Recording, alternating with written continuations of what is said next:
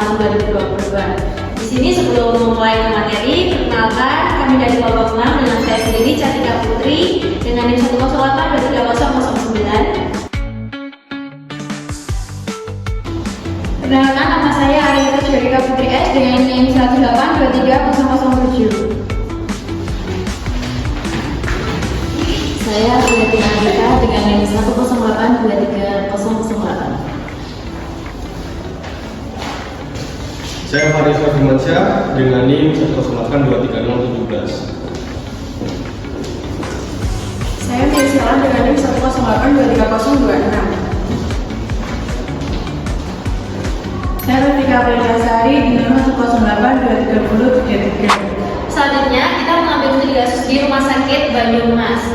Nah, Rumah Sakit Banyumas ini adalah rumah sakit tipe B pendidikan yang telah didirikan dari tahun 1925. Pada jurnal yang kita ambil, RSUD Banyumas sendiri dijelaskan mengalami pengembangan fasilitas dan juga penambahan kapasitas tempat tidur, sehingga membutuhkan perluasan lahan dan juga bangunan yang baru. Pengembangan rumah sakit dilakukan ke arah timur di sebelah sini untuk memperoleh titik pencapaian baru dari Jalan Banyumas Kemrajen. Nah, karakter tata ruang yang akan dibutuhkan nantinya adalah pola masa pembangunan horizontal, lalu sistem masa majemuk, tapak cukup luas, terdapat beberapa kelompok pelayanan dan juga memerlukan pemisahan akses dan alur sirkulasi.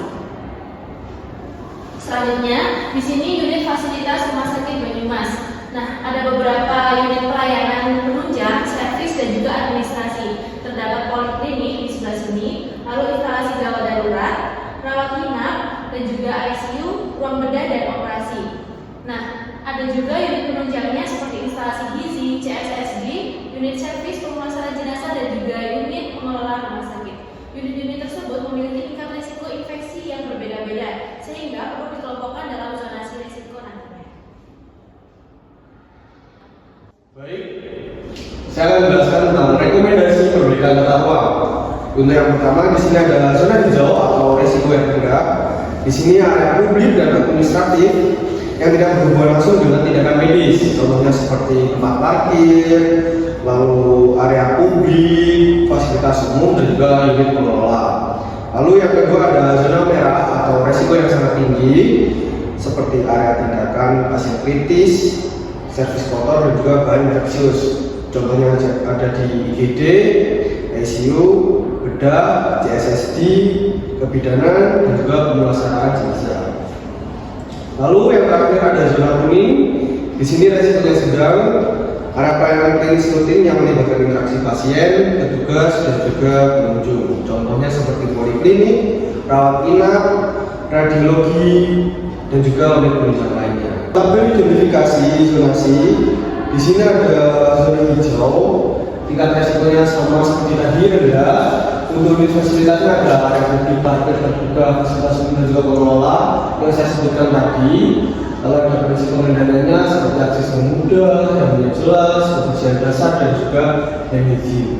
Nah, untuk zona kuning sedang seperti unit yang saya sebutkan tadi ada poliklinik, rawat inap, radiologi dan juga institusi penunjang. Prinsip pengendaliannya adalah ruang tunggu tertata, ventilasi, pembersihan berkala dan juga alur pasiennya jelas. Lalu untuk yang merah atau resikonya sangat tinggi, di sini seperti IGD, ICU, dan CSSD. Di sini untuk prinsip pengendaliannya adalah aksesnya terbatas, APD, dan juga ruang transisi pemisahan barang bersih dan juga kotor.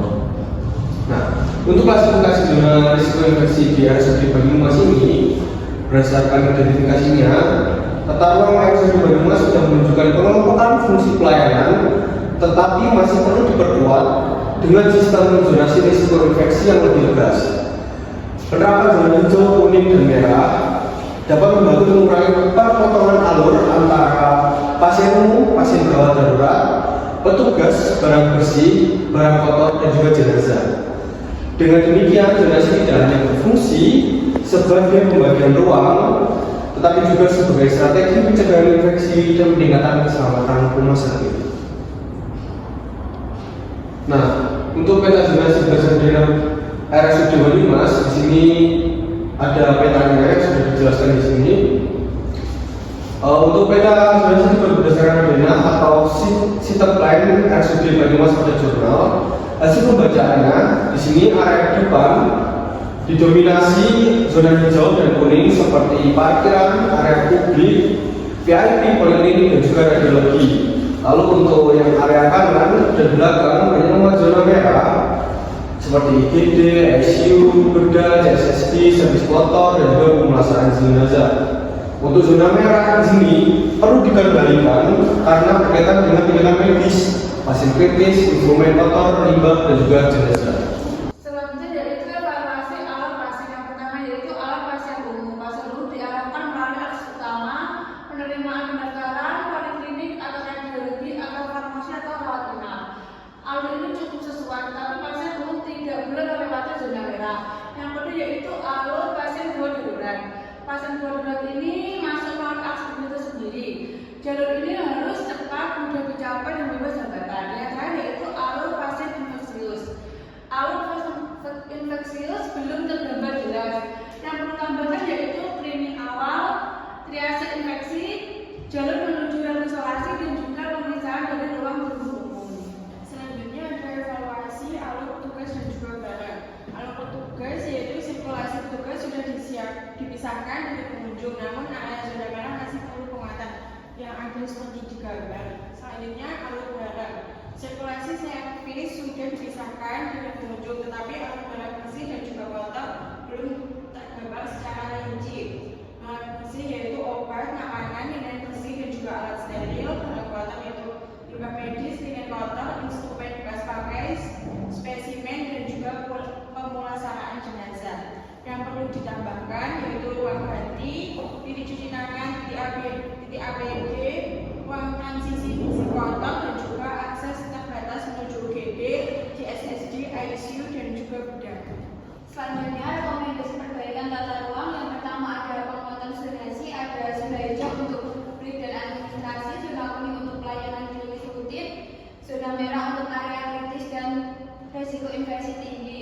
Yang kedua ada pemisahan alur pasien, ada pasien umum tidak melewati zona merah, pasien IGD memiliki jalur cepat dan bebas hambatan, pasien infeksius melalui screening dan triase khusus. Yang ketiga pemisahan alur petugas, ada petugas zona merah melalui ruang transisi, disediakan titik APD dan cuci tangan, akses petugas dipisahkan dari pengunjung umum. Yang keempat ada pemisahan barang bersih dan kotor, ada barang bersih dan kotor tidak memakai jalur yang sama, limbah linen kotor, instrumen kotor dan jenazah melalui jalur yang khusus. Yang terakhir ada kesimpulan, RSUD Banyumas ini memiliki banyak unit dengan tingkat risiko infeksi yang berbeda-beda, sehingga memerlukan zonasi yang jelas. Zonasi risiko infeksi dibagi menjadi 3, ada hijau, kuning, dan merah. Hijau ada area publik dan administrasi, lalu kuning pelayanan klinis rutin, dan yang terakhir ada merah area tindakan kritis, servis kotor, dan jenazah. Peta zonasi menunjukkan zona merah banyak karena berada di sisi kanan dan belakang rumah sakit, sehingga perlu kontrol yang akses yang lebih ketat. Alur pasien, petugas, dan barang sudah sesuai sebagian, tetapi masih perlu juga ada perbaikan pada triase pasien infeksius, lalu ruang transit petugas, dan jalur barang bersih dan kotor. Yang terakhir ada rekomendasi utama pada RS ini adalah memperkuat zonasi merah, kuning, hijau, memisahkan alur pasien umum dan infeksius, serta membedakan jalur barang bersih dan kotor. Sekian presentasi dari kelompok kami. Wassalamualaikum